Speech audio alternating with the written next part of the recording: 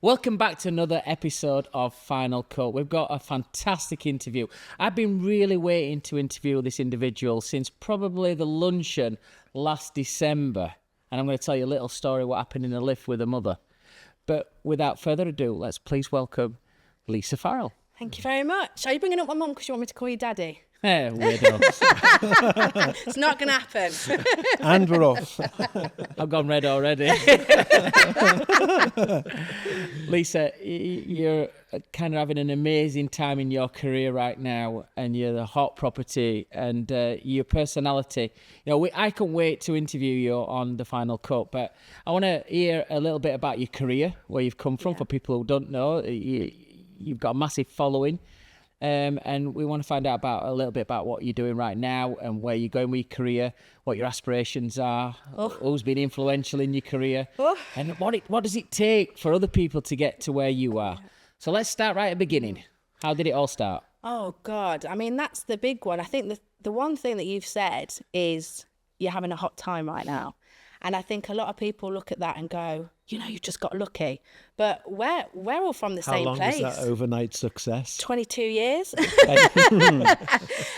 So for me, I started up in the Midlands, 13, wanted a bit of money for a bit of cider to go at the park with my mates, and didn't know how else to do it than to go and get a job. So I knocked on salons until someone said, okay, we'll give this, young girl in a football T-shirt with the messy hair a shot. I was knocking on, I don't know why I was knocking on hairdressers' doors, to be honest, because I didn't fit the scene. But there was a guy called Brian James, who now has a vintage hair salon. And he gave me a shot, and I worked there for £2.50 on a Friday night for an hour. And a Saturday half day for a £5.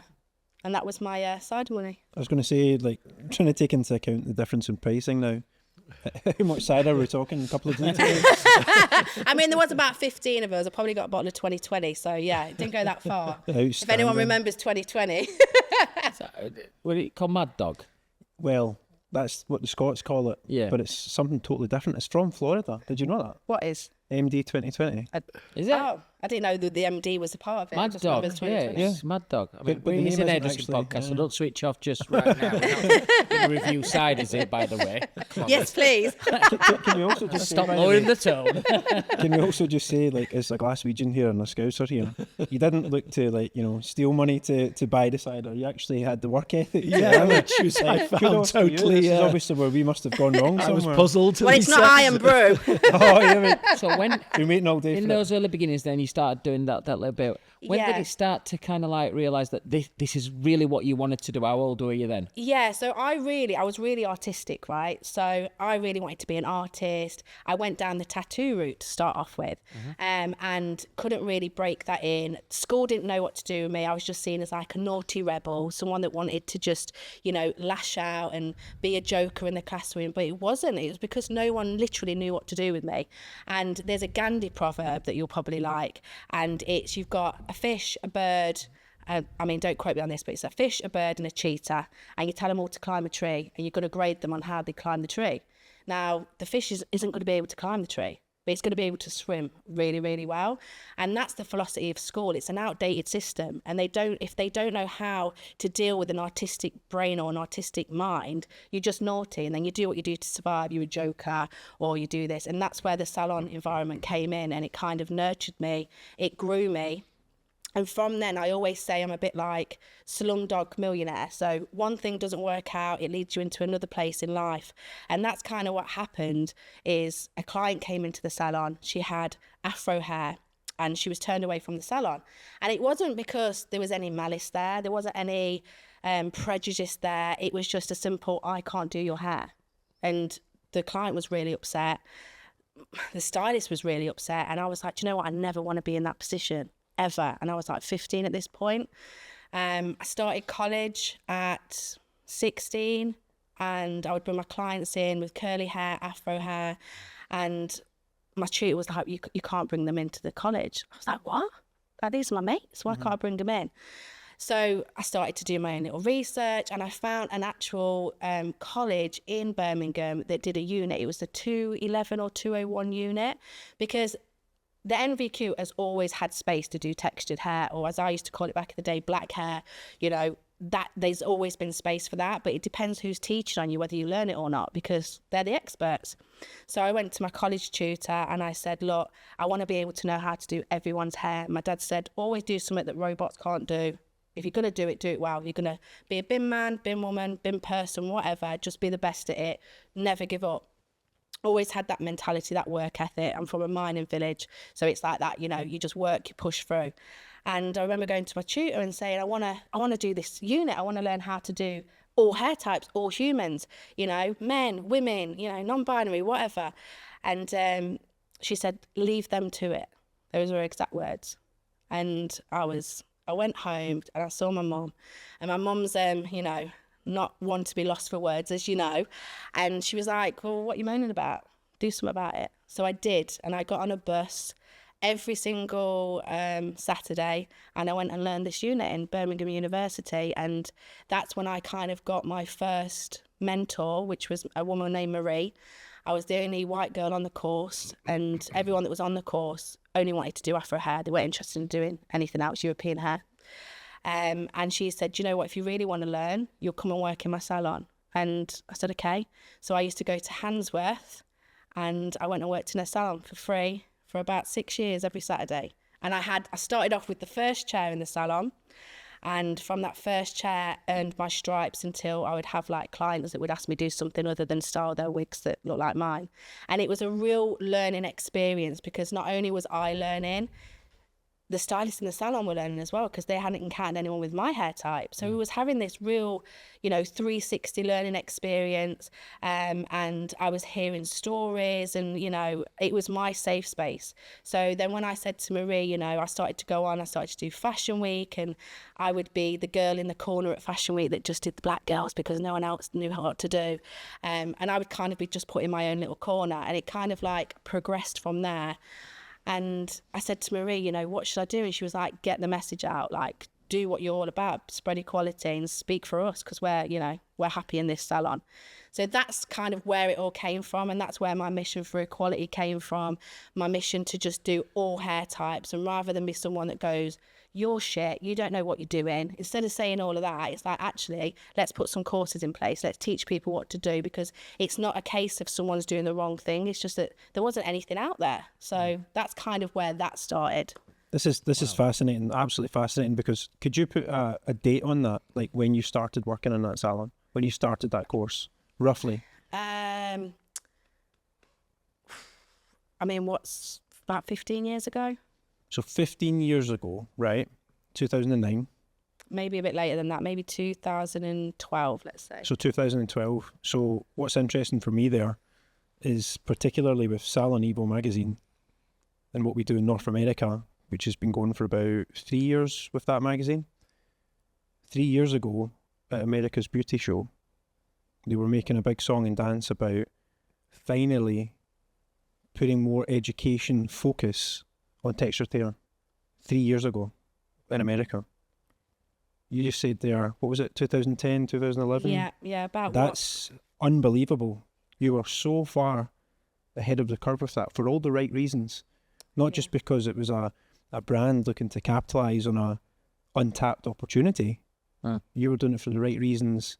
Yeah. Literally more than a decade before an entire country, you know, in America. I just find that fascinating. I really do. And I think it's just about your ethics and what you stand for. Like, that was just so important to me. And also, like, let's not take the ego out of it as hairstylist. I didn't want to be in a situation where my palms were sweating and I was like, oh, I don't know how to do this person's hair that's coming in. Like, I didn't ever want to be put in that situation, because I saw a grown man crumble under that, and I was like, I don't want to be put in that situation either.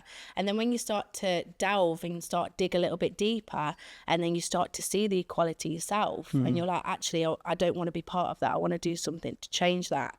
And that's kind of where that came about. So we've moved on from doing the 6 years then on the Saturday and learning all this Afro. So where did it take you from then? I mean, while I was in the salon, I worked at a big salon, I won't say the name, but a big salon that I went to Fashion Week and did all of this with, so it doesn't take 2 and 2 to put together. But I worked for them, and I was always chasing. I was always doing my own photo shoots. I was always seeing it as a creative outlet, not to win any awards, not to win any competitions, but because I just wanted to like create art. That's always what I wanted to do, was create art, and that's what that was about. So fast forward, you know, from then I came to London. I started to assist. I was doing session work, and it was 2016. I won 3 big awards for Afro hair. And I was actually managing an academy. It was called the London Hair Academy. It's gone bust now. And I remember I won these 3 awards. And everyone started wanting to come to this academy, and they wanted to have a course with me. And the owner, the director of the academy, pulled me into one of the rooms. Bearing in mind, I'd written all the lesson plans, everything, and, you know, I loved my team, but it was great because I could still do my session, dip in, dip out, you know, hustle my way around it. And he was like, it's not the Lisa show, you know, you've won these awards, people are asking for courses with you, it's not the Lisa show. I was like, oh, okay. And he sacked me there then on the spot, sacked me. And I was like, what? And I just couldn't understand what was going on. And he sacked me. So I went home, cried for about 11 minutes and 30 seconds. And then I was like, right, what the hell am I going to do? So I launched Wig London, which is now my company. And that was launched in 2016. And because I already had everything that I'd written. And that was me going, okay, I'm going to put these courses out there. If people want to learn, I'm going to do it. I was still doing my session work. And then that's when Wig London started. And we went into lockdown as well. And, you know, obviously we had the Black Lives Matter movement. Everyone was putting a black square on their Instagram. Brands were getting on board. Everyone was talking about how outraged they were. And then, you know, that was no more, and it died down, and people stopped talking about it. Like, it wasn't happening anymore. So that's kind of, you know, every opportunity that I get, I could talk to you about so many different things to do in my career, because I'm not just someone that does textured hair. I do all hair types, and the focus is always on the fact that I do textured hair, and there's so many people in that industry that are amazing, right? But I think it's because in using my platform and creating a safe space, and it's really important because of the way I look, that we don't take space, right? Because these spaces, these Afro salons, these black barbershops, they were all been there for the longest time because there hasn't been a space for them, right? And so that's their safe space. So that was one of the things I took from the salon, is that you don't start taking up space, but you create a safe space, and you use your platform, and you use what you can to spread a message. That's what I try and do. And promote others in doing so. As you say, you're not trying to take over, you're actually trying to raise awareness. Yeah, and put people in spaces that they're not normally in, raise awareness, mentor, all of it. You know, we're all equal in a country, in a world that we eat, sleep together. Why are our salons separated? Yeah. Why do we feel like it's okay to separate it all?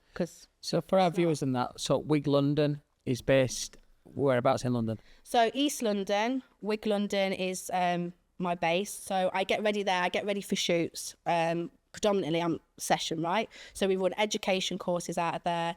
I get ready for shoots from there, but it's also become like a community hub. So if you don't live in London and you're a guest artist, you can come and rent a chair. You can hold your own education sessions there. Brands come and use it as a satellite spot so they can take over the space.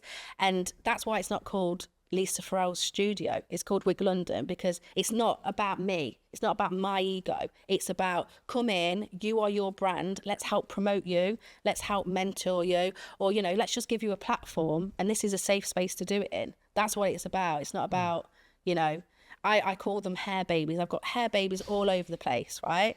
Am I right? I don't know, I can swear. I won't swear. But like, I've got hair babies all over the place, and I haven't got to, you know, shout about it and put like my hand up someone's back as a puppet. Like, they're out there, and I'm happy to have been part of their journey. We're all on borrowed time, right? What's the point? Oh, thanks for cheering us all up. I'm trying to keep things up with you. We're on borrowed time now. That is, though. That's She didn't look at you, Barry, when she said that. she distinctly eyeballed me when she said we're on borrowed time. Never, yeah. Never. Barry looks a bit tired because he's just been rehearsing for his new part on Cocoon 3. Oh, no. Which they said I was too old for. Stop it. Terrible. So with Wig London, that's allowed you then as well because you've got that space as well. But you very active with other brands as well, aren't you? So Yeah. you've got ambassadorships with different companies. Do you want to talk a little bit about that? Oh, this is like a plug session. I love it. I'm talking all about myself. I've got to start asking you questions. That'll be a bad date. So yeah, I'm the global ambassador for Schwarzkopf, which is amazing because again, it gives me that platform. They're such an amazing brand because I remember when I started was in talks with them. You know what it's like when you're talking with different brands and, you know, do you align or are you just going to get a check? Like Exactly. What's the difference? And I'm like, I have to be aligned. I say it is. I'm an authentic person, and if I talk the talk, I've got to walk the walk. If we're not aligning, it's not going to work. And I remember I sat down with Simon Ellis and some of the other guys there, and we just fit. And I openly said, I was like, you know, I'm not going to wear a suit to work unless it's Westwood, and you know, I'm going to be my authentic self. And they're like, that's what we want. And it's amazing, and it gives me that opportunity to reach a global level. But again, that hasn't come overnight. I've worked with different brands, but I think it's took a while for people to realise that, you know, an authentic voice is what you want, not just use my code, get 20% off. Yeah, and, yeah. you know, I'm using this for the sake of it. You have to use what works for you, and it has to be authentic. Did you ever imagine when you first started, or maybe 2 or 3 years into that, and when you're doing your Saturdays at your Afro Salon, did you ever imagine that going fast forward to 2024, that you'd be in a strong financial position through what you were doing as a job? No, I think I'm always, even now, never satisfied, always chasing, always overthinking, and I'm never standing still. And I think sometimes, you know, when people say, what would you tell your younger self? Right? And One of my questions. You know, guys, we'll just clear off, right? but they say, what would you tell your younger self? And, you know, we hear, oh, I'd say, look where I am now, or this, that, and the other. And I actually think flip the script, because actually my younger self was a lot more like ballsy. I literally jumped out of a plane, you know. So actually, a lot of the time I go, what would my younger self say? Tell me. What would you do? Yeah, no, what advice would my younger self tell me? And they'd say, don't give a flying Monkeys. whatever. Yeah. And I have to channel that, because sometimes you start getting a bit conscious of like, oh, should I do this? Is this what brands want? Is this what my audience wants to see? Will and you actually, compromise? yeah. Yeah. Will I compromise? And I'm like, actually, no, let me listen to my younger self, because my younger self will say, you're all right.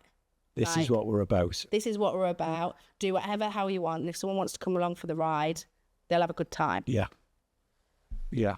Yeah, I think that's a really important message as well, because you got a lot of younger viewers as well that will watch it, because they always want to aspire to be you, or they want to aspire to be somebody else, but sometimes they think that they'll see the Instagram, and we're all guilty of putting things like, I'm filming today at SE1 Studio, so people think, yeah, I'm going to do that, I fancy, because I get loads of people that will message me and say, but I've just seen you just signed Cal Newsom. Yeah, I fancy doing it. What kind of sponsorship offers do you give?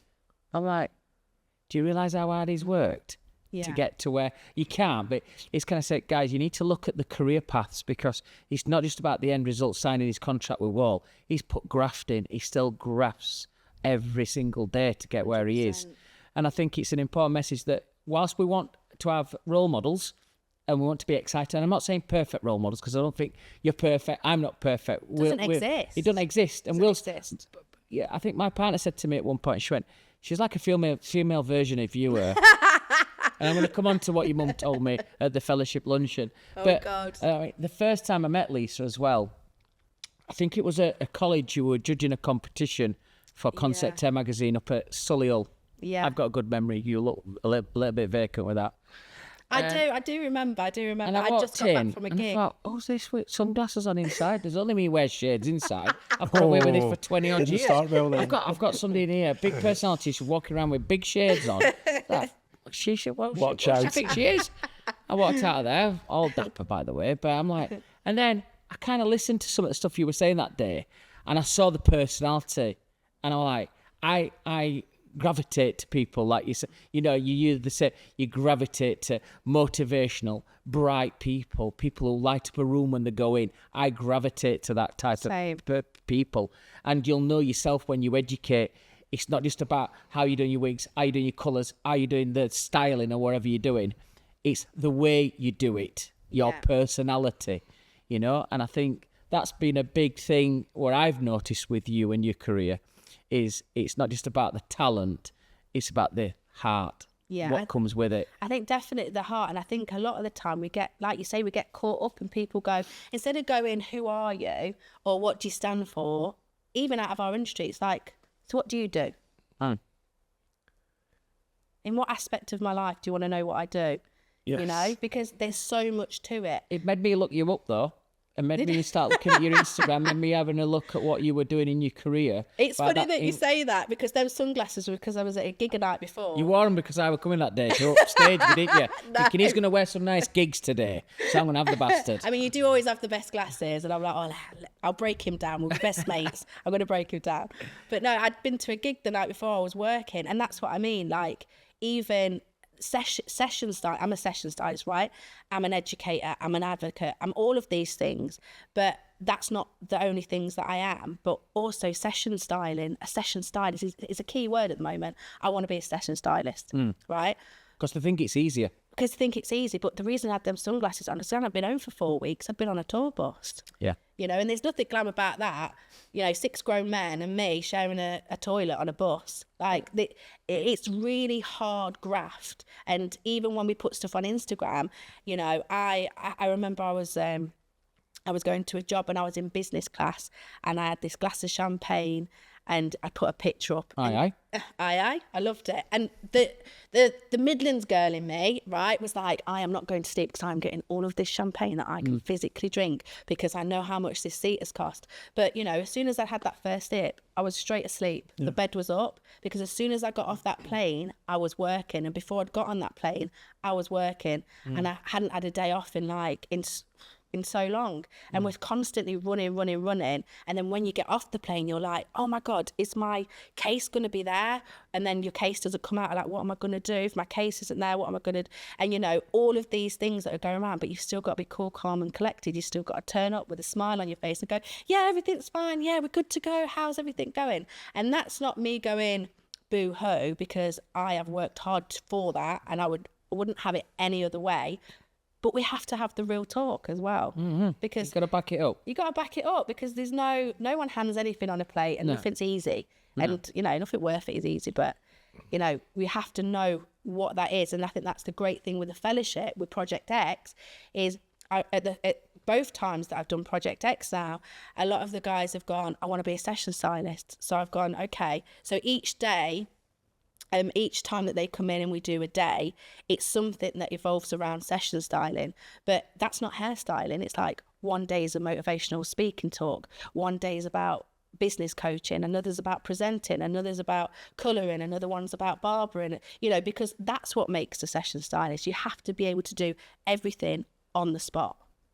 Under pressure. Under pressure. So, reading between the lines, you put that hard work in, right? Those hard yards, the 6 years every Saturday, which I'm still trying to... And I was working in a salon from 13, on don't the forget bus. that. On the bus, yes. And I'm still trying to like fathom this out. You did all that, and you and Simon both made a really good point there that everybody's like, oh, I quite fancy doing that. They think it's quite straightforward because in this day and age, they see the end product or they see the Instagram post, but they don't see the years and years that got to that point. They don't see, as you say, the travel element. It's the same for myself with what we do in North America. Like, people see Andrew, my business partner, and I going to the baseball or doing this or doing that, and they thought, oh, look at these two dicks. You know, like that's all it ever is. But they don't recognise the bit in between. They don't recognise the hard The 23 hours. Exactly. They don't recognise any of that. So with that, do you feel that in this day and age, there's an issue in this industry with a sense of entitlement? I don't know whether it's entitlement or a cloud of judgment due to social media. And we all have to be a little bit responsible for that, because social media is the gallery of everything good in your life. It's what you want people to see, isn't it? It's a positive projection of where you think you want to be. Yeah. You know what happens as well is, you know, sometimes people have a bad time, and I cringe sometimes, especially if it's somebody I know, and they like share that on Facebook. And they start crying. No, it's not so much that. It's like they'll put a statement about splitting up, and it goes on for about 4 or 5 weeks, and it's sad, but they get ridiculed for doing that as well. So you say this gallery of like all things that's good in your life. As soon as you put something that's a little bit negative or something that's not happening good in your life, people frown at that as well. I mean, you're right, because I saw someone the other day and they were on there and they were like crying, and I'm not being, I mean, I'm just going to say it how it is, but I was like, oh, why would you put that up? And I understand the reason probably why, but at no point would I think to stop while I was in an emotional state to get my phone out, to then record it, to then upload it. And, you know, the pictures of, you know, such and such, like, you know, in your hands there, it's like, okay, hang on a minute, grandma. Oh, I just, that freaks me out a little bit. I'm not going to lie. You're looking at me like that, Barry. Saying, no, I'm not going to be drawn on this subject. Really? I just think it's all very dangerous. Yeah. Wow. So what do you think, the position that you've created for yourself, right, with your career, all this effort and endeavour, and you referenced the fellowship as well, and you've got someone like Simon over there with Wall, what do you think you can do collectively?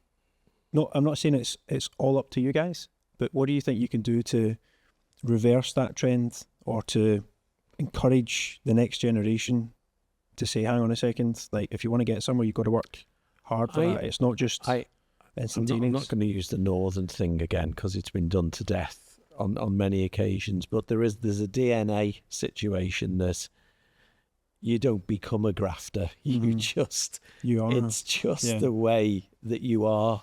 And anybody who's jumping on a bus for 6 years every Saturday to get to do something, and still trying to comprehend if I got anywhere close to that. I'm sure I got a lift. So, do you think there's an onus on people who you would arguably say are successful in this industry? Yeah, to recognise their place and to... You have to measure that in time, because look at Simon, as you say, so you've been at Wall 24 years. You've just said your overnight success was 22. Well, I can actually nearly double it. Mine's been 40. It's just funny, I'm actually 16, so it's just, okay. We're throwing numbers about here, you know. So when someone looks at me and I explain that's 40 years worth of work to get to that point, and I'm talking to somebody who's 22, it's difficult for them to comprehend, because I've been working for twice their life I've been alive. Yeah. So how do we bridge that gap collectively? Because there is an issue. It's a tough one, because I think if you have a lot of like-minded people who work that way, that's what it sort of engenders with everybody around it. And with what you've done on Project X, and certainly what Simon's brought to Project Men, from a work ethic and understanding that when someone says to you, I want to be a session stylist like next week, you know, you sort of just say, hang on a sec, because there's all of these components, might be 9, that will take a year each for you to master. And I think it's also, when you're looking at that, is I was kind of from, and we're probably all were, but I really struggled. I had Marie in the salon, but I really struggled to find a mentor, right? It was always a figure it out. Like, you've seen it, figure it out. And so from that, when I've got people coming to me that want to be a session stylist, instead of doing that, it's like, let's put you on the path. And I think that's what I think that's what it's all about. Yeah, putting you on the path and not tearing people down and throwing combs and having tantrums. It's about, actually, if that's where you want to be. Who's brave enough to say that and come up, take the time to get to you and say, can you help me? And that, you've told me your dreams. That's you in your most vulnerable state. So what I can do then is lay out the pipe work, and you show me if you want it, because I'm putting it there for you. Yeah. And a few of the, you know, not just with the fellowship, but I can include the Project X team, but other assistants or team members that I've had, they've come with me and they've said, can I assist you? This is really what I want to do. And they've turned up, and they're thriving.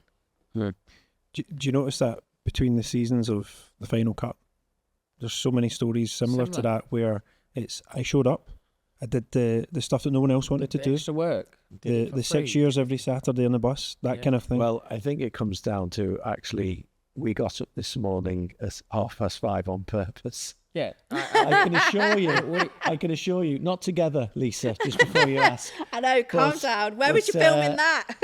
I could have quite easily switched that alarm off.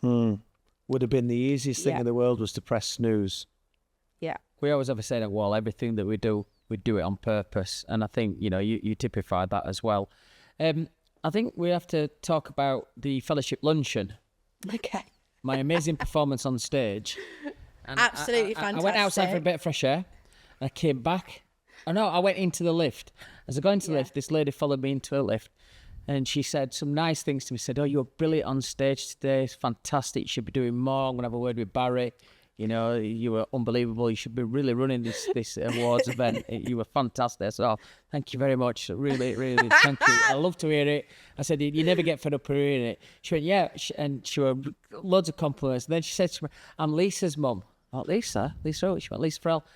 Of course, and I think you came outside and we were having a chat, and it was lovely to meet your mum for the first time, but it was a funny situation because she's giving me the compliments. I just want to go upstairs and have a quick, bit of fresh air, and then your mum's there saying, but I think she enjoyed the day, didn't she? She's a legend. My mum's my biggest cheerleader, and she can chat hair like she's been doing hair 20 years and she hasn't, but she's just been involved in me and been a supporter no matter what from the age of telling me to jump on that bus.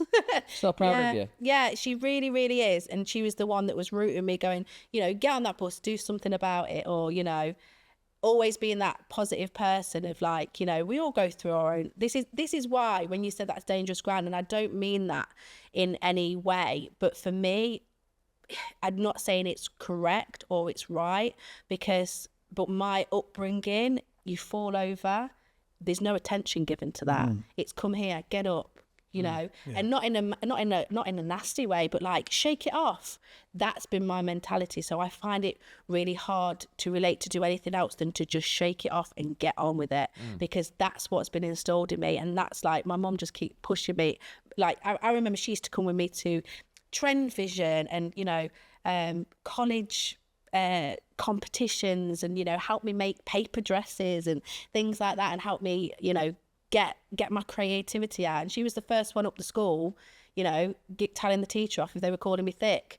She's always been the person behind me going, hang on a minute here. So yeah, she'll be loving it then when she's seen all the fantastic stuff that's happening, all the travelling that you do, and having a global ambassadorial ship. She loves it. She's great. She's really great, and I think it's a postcode lottery, and we owe a lot to how we're nurtured and raised, and even if it's not plain sailing, it makes you who you are. And someone the other day said, "Oh, can you give me some advice, how to?" I can't remember what it was. It was some advice that they wanted, and it was to do with our industry, and I said I actually do not believe in advice. I honestly don't. I don't think I can give you advice. I don't think you can give me advice, but what you can give me is your perception of what you've been through, and you can tell me what I should do from your perception, because of your experiences. There's no such thing as advice. It's just telling me what you think I should do, because everything that you think I should do is because of what you've been through. I think, we're a lot older, but I take it that there's a 3 in front of another number on both of you. Is there? I don't know about you, but I'm still in my 20s. Unfortunately, I'm 37 in April. I would say that the what you just talked about, that kind of upbringing, that's a dying breed as well, because the new gen of parents coming through, we've spoke about this lots. I would never change how I was brought up. I would never change that. You fend for yourself a lot, and it made us what we are. I'm not going to quote the saying, but I think it's something to do with it. Not that I had any bad times, but bad times create stronger people, and stronger people sometimes create bad times, because you mollycoddle your kids too much sometimes. And I think a lot of that, come on, get up and get on with it. You know? Get up, get on with it. Mum, can I have a rabbit? If your dad builds the cage, So my dad built the cage, you know, and that was, I've taken that into me now. Like if I need something, I was doing a music video for a really, really big music artist, and the hair pieces that I'd made, they just weren't working. The director was like, they're too big, like they're not working. They'd all been approved, but they weren't working. And I'm in the middle of the Scottish Highlands. What am I going to do? Like, what the hell am I going to do? I'm in the middle of nowhere. Like, what am I going to do? Sit down, cry over it, stress out, pass out? No, I go back, I take them all to pieces and I make something, because that's what you have to do. And that's from my upbringing going, you know, if we want something, like, you know, we'll build it. Yeah. Speaking of upbringing and keeping the subject around this with your mum, did she confirm the story that Simon said, can you repeat all that to me in the lift? I just need to get my phone out to record it. I'm pretty sure my mum was as hammered as we all were, and I walked out, and I was like, I actually walked out because I was looking for my mum. I was like, where is she? I'd already seen her Collar Barry once, and I was like, where is she? And I saw them both together. I was like, oh, I'm not going to walk into now. Well, you joined us. We're outside having a good chat about having a good old hairdressing chat. and you and just general like careers and stuff like that. It was nice. It was heartfelt, and it was lovely, and I think that's everything that our industry is, and everything we need to champion more and talk about more, because even, you know, we've all got different stories and we've all got different careers, but it's about championing one another. And, you know, I can say like, you're amazing, like you're amazing, and it doesn't. Hang on. What about me? but also by bringing other people up. That, I don't know, there used to be a time when people used to tear others down, yes, to put themselves on a pedestal, No. and I don't understand Still it. happens though, Lisa. I don't get it. It doesn't need to be that way. That's the thing. I don't I know. think sometimes, like you get so busy. Yeah. And I'm not a tech pro, but I'm not really good on social medias and stuff. So I miss some of the mischief that happens. But people are mischievous. Yeah. People say things about people to put them down, to push themselves forward, and it's just like There's no point. the truth Karma. will always. It's cutting set you corners. free. Yeah. You don't need You'll to do always that. find it happens though, doesn't it? It'll all You know? come out in the wash is the one that I've always said. It'll all come out in the wash. And also, like, who's got the time? You know? But you told me your dad gave you 3 bits of advice. Yeah, I can't remember what they were. Which Nothing common about sense. That was one. What was the other? That's fantastic, by the way. I'm using that one. Yeah, there's nothing there was common about 3. sense. One was to do something that a robot can't do. do wasn't something it? that a robot can't do. And there's, I don't know, there's so much that happens, and you know, and that's what I mean. It's always in instinct to me. I never forget when I did a TV show. It was the Great British Hairdresser, I think it was, about 10 years ago, which is funny because I did full circle, because then I ended up being a judge 10 years later. And I was living in Birmingham at the time, and I had this Birmingham accent, and he was like, what the bloody hell?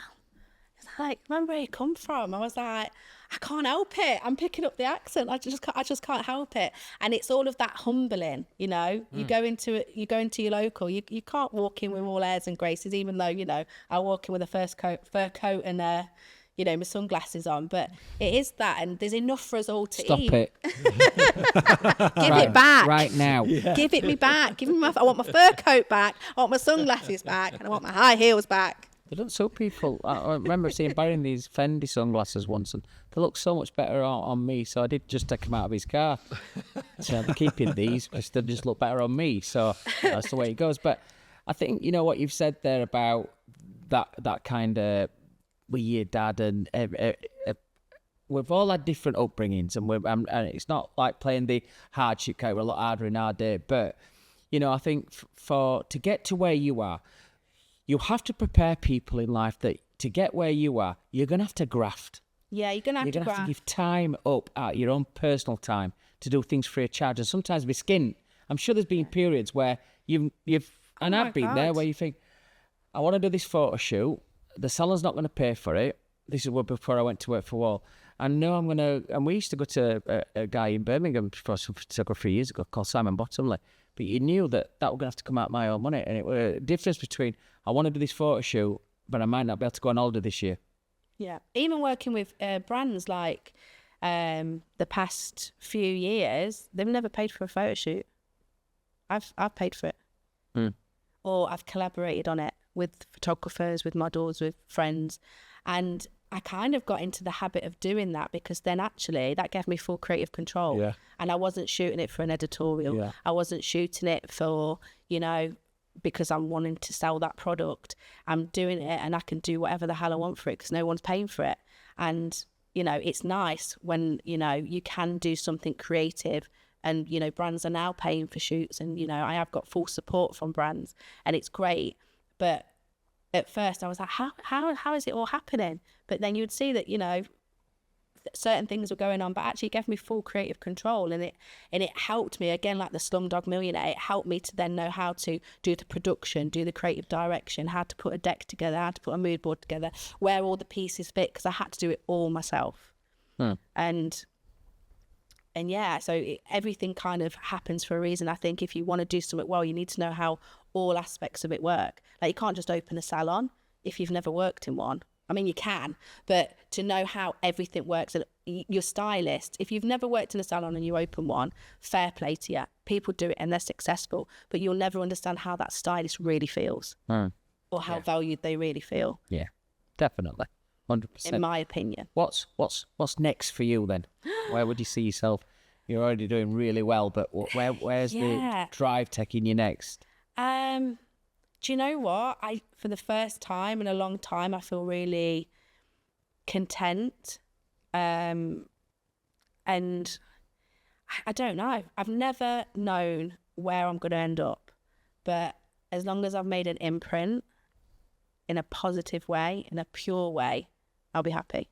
If you were describing you to somebody else, how would you describe yourself? Do you know what? That's such a hard question. Because I That's feel why like, I'm here. yeah, it's a really hard because do you know what? We are such big personalities. And I was literally saying to my partner the other day, we were on about Mel B and from the Spice Girls. We all know, all of an age. And I was talking about her personality. And I was like, yeah, but that's her work face, right? And behind closed doors, she's really lovely. And she's, just like the rest of us. And I'm like, that's kind of, we're all like that. As soon as we go home, sometimes we're just like, and we decompress and, we take off everything that we've been giving out to the world because we're on point for every single person all the time. So if someone else describing me, I don't know. I am actually very humble and I'm not very good at bragging, which is why I normally pay people to do it. And go, can you just help me write that piece or write that if it's about myself? Because I don't think, again, it comes to opinion. You can only give your own opinion. And my opinion of me is like, she can do more. That would be my opinion on me, is like, she could do more. Have you noticed in this season and in the previous season, there's a theme of people being grounded, of people being authentic to themselves. Yeah. And as a result of that, academically, not brilliant, but creatively, the best. Speak for yourself. Schools not understanding. How many guests we've had on? Schools not understanding that they weren't doing that, but creatively they were just far advanced. But then I look at them all and look back, and it's like we were speaking to Ashley on one of the episodes. Is like she'll look back and some of the people who she went to school with, who's gone on to university, who's got degrees or gone on to do other things, she's doing better than all of them in terms of like lifestyle, financial kind of things. And I think that's the main thing that I've seen on this last season is that very, very similar, isn't it? It's all underneath. It's the similar stories. It's almost like traits over grades every single time. That's what it seems to be. Well, what did you say about when you'd been to business school? You spent so much time with Andrew, your business partner. Well, I didn't get any business advice from Andrew. 4 years at business school, a total waste. There's only one thing I remember, one quote, and it was one of the last lectures, and the guy said, look, he went and picked out a couple of people. He said to me, your parents, have they been in the same job for a period of time? I said, yeah, my dad was doing the same job for 25 years. He said, see that? That's not normal anymore.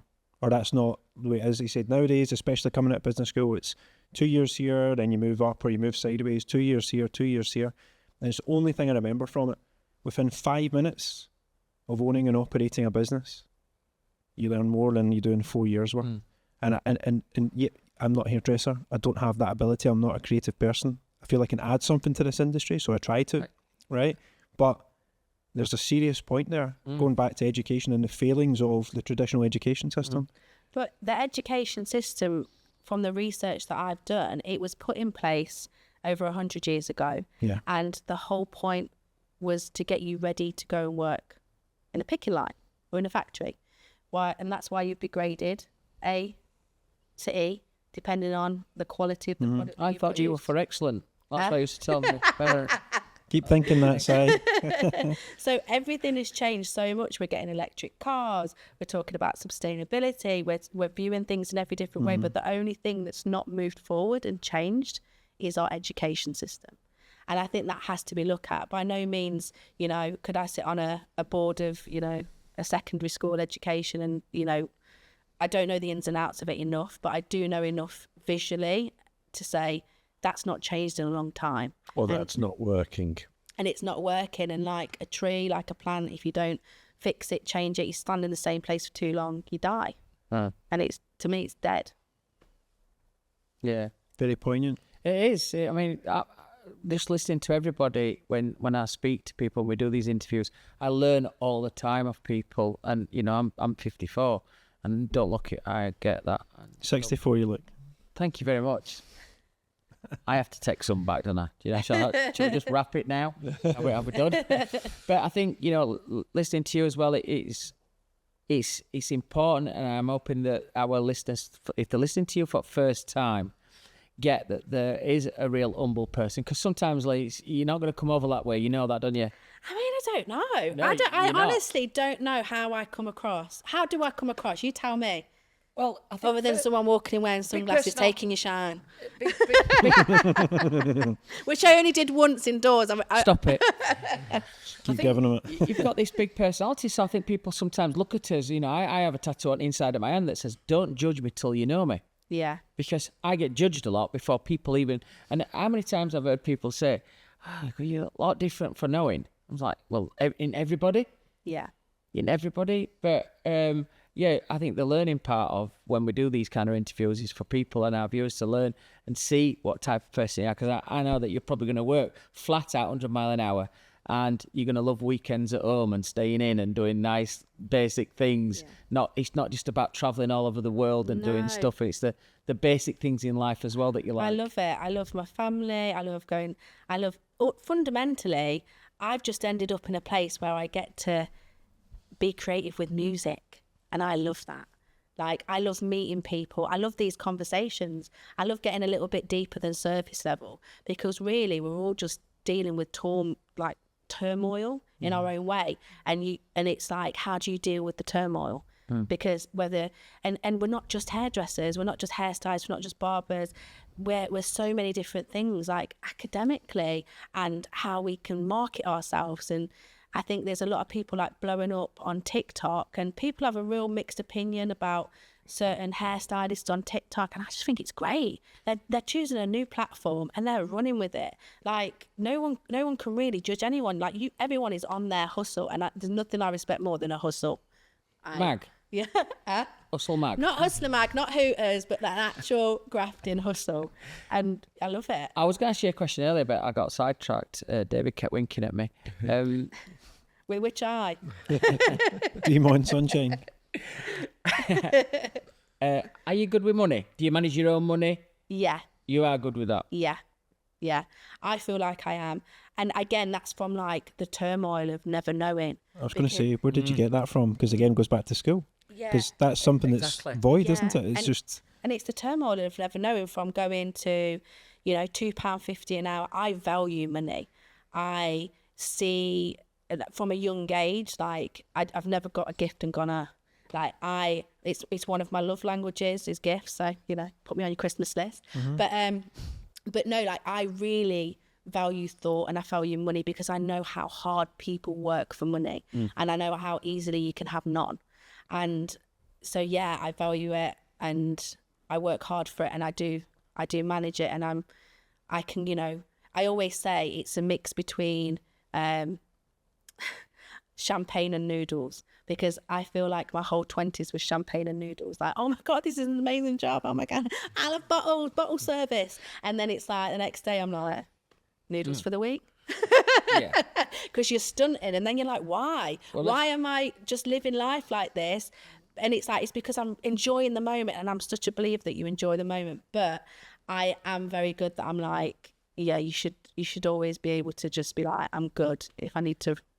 Yeah, I think Run away. that's important for everybody to know. Because as you get older, you get better as well. You get more protective over what you're earning and how hard it is to earn it. Yeah. You feel like sometimes as well, you try to advise the younger you in other people. It's like, listen, I've been where you are, mate, and don't do it. Yeah, because you just like, oh, I say it to like my niece and all of that. I'm like, these are things you should be doing, because no one at school, if anything, gave you any business advice, told you how you should save your money. What, they made you go to the bank and put £1 in, and then you didn't go for a year. Like that, you got that little paying book. I don't know if Credit you all got cards, mortgages. that. We were the year loans. of debt. No, got like there's zero of that at all. So that's why I was so fascinated as to how you. And I think learned it's and going developed that that. way, because with social media, I've worked with influencers, and it's their brand, it's their business, but they could be taking a picture in a G-Wagon, but it's in the showroom on loan for an ad, you know? So, and then you've got, you know, young people that think that's real life. And then before they've got a mortgage, they've got to go and spend 200 grand on a car. What? Crazy, isn't it? But that's why we need to have these open and honest conversations, because, you know, let's be open and honest about it. And let's talk about like the struggle. There's been times where I've been like skint. And that's okay. That's honest, because I'd rather spend my last money on a model's train to get to Salon International for something, you know? So, that's your passion That'll change in project. time. But I hope so. But yeah, there is all of that. And even now, being self-employed, you're chasing invoices. You can be paid 6 months down the line. So you have to then be really good with money, because you need to be able to have a revenue of the 6 months while you're waiting to get paid from all these different sources. And Cash flow is important. the cash flow is important, but again, if you go back to school or even, you know, college, no one's talking to you about this. No one's going, what do you do if you're waiting 6 months to get paid, and this, that, and the other. And so now, like, I've learned that myself. Like, this is what I'm saying, Slumdog Millionaire. You whatever you go through learns how to do the next step. Yeah. Do you target yourself? Yes. I would say I do target myself, but I judge myself more. Target yourself, I mean, like financially as well. Do you sit like, you know, we have a black book and we write down all his goals for, I'm still old fashioned. You always want to make a list of your goals and your KPIs. No, subconsciously, yeah. But I think that's what I'm saying about it fluctuates so much. And there's sometimes that you get a really good job in and you're like, I feel like imposter syndrome sending this invoice. You know, and there is a little bit of that. No problem. No, I still do it. But yeah, I don't know what the question was now. But saying target targets, yourself. yeah. Do I target myself? Because I think if somebody's employed, they go get a job, they've seen it advertised, they sit down with the salon owner and they say, right, I'm offering you a stylist job and it's 45, 50 grand a year, whatever it is. They know what's coming in. Yeah. Yeah, Plus, no. mine is like, or they can't maybe a commission based and that's all on performance, but kind of roughly you know where you are in a year, which allows you then to budget if I'm getting a mortgage or I want to get a car or I want to go on holiday 2 or 3 times a year. Yeah. But when you're self-employed, it's not just like, let's see how it is this month. It's like financially, do you have a target in your head to say, right, I need this a month to break even, but I'd love to get this level and this level? In a roundabout way, not in a structured way. Yeah, maybe I should, but maybe that'll go on my next list. But I think you're welcome. Yeah, thanks. But my subconscious list somewhere. But I think I'm very happy when things are good to just be good and know that I can deal with the worst, and that's how I target myself. Tell me, what's your ultimate goal in this industry? In the industry, Wow. It wouldn't be name on a product, name on a hairdryer, none of that. My ultimate goal in this industry would be to make people feel seen and to have left an imprint not only now, but to people I've not met yet. To leave a legacy behind that there's some form of... I don't even know whether I would call it a legacy. I just feel like if I can make people shift a narrative and think differently or feel a different way and help improve someone else's revenue stream or quality of life, I would be quite happy. Are you happy? Yeah. Work-wise? Yeah. Personally? Yeah. I'm always striving for more. Always. I always feel like I feel like that's why I find it hard to say no. I mean, like you said, you got up at 5 o'clock this morning. I was up at 4. I had an artist coming from America. I was there. Then I had a meeting in East London. Then I've come here, and I'm a massive believer in it's. I mean, maybe it's a target, but writing down what you want, manifestations. That's a key word that everyone's throwing around at the minute, but I do think it works. And I just think, write down, where do you want to be? I'm a big planner. So I'm like, where do I want to be in 5 years? What do I want to be doing? And sometimes I think I forget to just stop, smell the roses and realise I've accomplished exactly what I wrote down. That's really interesting, actually, because you're right about manifestation. It seems to have just appeared, this word, but a lot of us were doing that already. We had this discussion with another guest earlier on where we didn't actually acknowledge what that word was, but we were already doing those things. And I think now, having the ability to take a bit of time out, put a cup on, whatever, and just actually see the distance travelled, I don't think there's enough of us that are good at that. Yeah. And it's don't stop. It's like imposter syndrome. Yeah, it is. But actually to measure against where you're trying to get to, regardless You've of... actually already gone past it, but you This is it. Stop to have a look. This is it. Yeah. You didn't stop to have a look, and you also didn't stop to reevaluate and say, okay, well, I'm this far along, or I've already what's done that, next? so what's next? So that's when Simon pulls out that black book and he asks you these kind of questions about what's next. It's maybe because you're too busy achieving it rather than stopping and saying, hang on a second, bloody hell. Yeah. Yeah. And just stopping and going, We're in a good place we're at in the a good moment. place. I mean, you've had such a varied career and you don't really ever talk about it. No, no. But you are really good at, pushing other people forward. That's what Interpol said to me as well, before I had to move abroad. But I think that's something that we don't speak about either. I think ultimately we don't really talk about ourselves that much. Well, yeah, because Sounds like not me. my focus is on a bigger, we've had a chat about a sort of a bigger picture, which involves lots of people.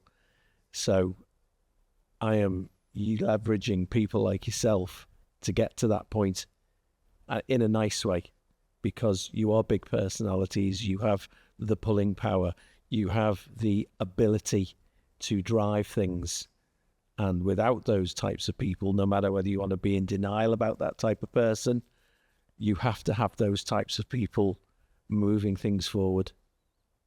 It's lovely to have you here on the set of Final Cut, and I think your career's gone from strength to strength, and I'm sure it's going to continue that. You've got the drive, you've got what's called the appetite to get in there and to do what's necessary to win, because winning's a big thing, isn't it? It's not something that comes easy to anybody. And I think that's the message that I get from Lisa as well, is after interviewing you today, is that it's not going to come easy to anybody out there. You're going to have to graft. Sometimes you're going to get knocked back. Sometimes you're going to be disheartened. It's okay. It's okay. You might not be everyone's cup of tea, but you'll be someone's glass of champagne or shot of tequila. Just ride with that. What a brilliant quote. Coming on to that. Yeah. Coming on to that, we've got some quick fire questions. Oh. We all set? We could do all 25 quick fire questions here, but I'll just keep... Yeah, we reduced it to 40, didn't we? Yeah. We'll pick some out for you anyway. Pizza or pasta? Pizza. Weekend away or weekend at home? Away. Cocktails or champagne? Champagne. Box set or a film? Box set. I like a box set. I like a box set. Especially if it's crime. I'm just nearly on. I'm just, Talking to a scouser. I'm just nearly on the finish of one day. I'm nearly towards the end of it. And the last one, it's a bit random, this one. Blackpool Pleasure Beach or a day at the zoo? Blackpool Pleasure Beach, it is the zoo. Wow. There you go, right there. Eh? Don't come for me, Lincolnshire. I absolutely love Blackpool. My aunt has actually got a hotel there. And it used to be that little getaway where you go on a girls' weekend and, you know, hen do's with a big bloke willies. So, yeah, love a bit of Blackpool. Yeah, he's on next. You've been watching Final Cut with David Foster, Barry Stevens, and our fantastic guest today, Lisa Farrell. Thanks for having me. Brilliant.